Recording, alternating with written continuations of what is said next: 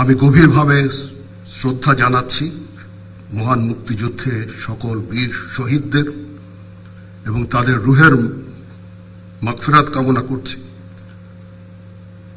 তাছাড়াও বাংলাদেশ সেনাবাহিনীর বহু সেনা সদস্য দেশে এবং বিদেশে আত্মত্যাগ করেছেন, তাদেরকেও আমি স্মরণ করছি এবং তাদের রুহের মাগফিরাত কামনা করছি।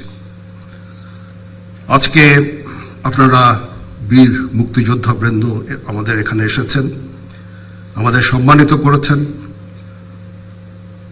আপনাদের ঋণ আমরা কোনোদিন শোধ করতে পারবো না। আপনারা জাতির শ্রেষ্ঠ সন্তান, আমাদের পথিকৃৎ। আপনারা খালি মুক্তিযুদ্ধ করে দেশ স্বাধীনই করেননি, পরবর্তীকালে সেনাবাহিনী যখন নতুন ছিল, সৃষ্টির সময় থেকে এই সেনাবাহিনীর আপনারা অবদান রেখেছেন। আপনাদের এই অবদানের ফলশ্রুতিতেই আজকে যে সেনাবাহিনী আমরা এখানে দাঁড়িয়ে আছি, সেই সেনাবাহিনী, এবং এই সেনাবাহিনী দেশের ক্রান্তিকালে অনেক ভালো কাজ করে যাচ্ছে। দেশ এবং জাতি এই সেনাবাহিনীর কাছে কৃতজ্ঞ। দিনরাত সেনার সদস্যরা পরিশ্রম করে যাচ্ছে দেশের আইন শৃঙ্খলা রক্ষার কাজে। তাছাড়াও আমরা দেশ এবং জাতি গঠনের বিভিন্ন কাজে আমরা নিয়োজিত আছি। ইউএন মিশনে আমরা কাজ করে যাচ্ছি, বিশ্ব শান্তি রক্ষায় আমরা কাজ করে যাচ্ছি। ডিজাস্টার রিলিফ কাজেও আমরা করে যাচ্ছি এবং আমরা পারদর্শিতা অর্জন করেছি। এটা একমাত্র সম্ভব হয়েছে আপনাদের ঐকান্তিক প্রচেষ্টা। আপনারা যে আমাদেরকে যেভাবে প্রশিক্ষিত করেছেন, যেভাবে মোটিভেটেড করেছেন, যেভাবে আমাদের দিক নির্দেশনা দিয়েছেন, তার ফলশ্রুতিতে আজকে এই সেনাবাহিনী এই বর্তমান জায়গায় আছে।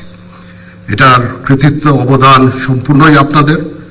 আপনারা আমাদের দোয়া করবেন যেন আমরা ভবিষ্যৎ সময়ে, সামনে আরো সময় আছে, একটু ডিফিকাল্ট সময় পার করতে হবে আমাদের, এবং আমরা যেন দেশ এবং জাতিকে একটা ভালো জায়গায়, একটা নিরাপদ জায়গায় নিয়ে যেতে পারি, সেজন্য আমাদের জন্য দোয়া করবেন।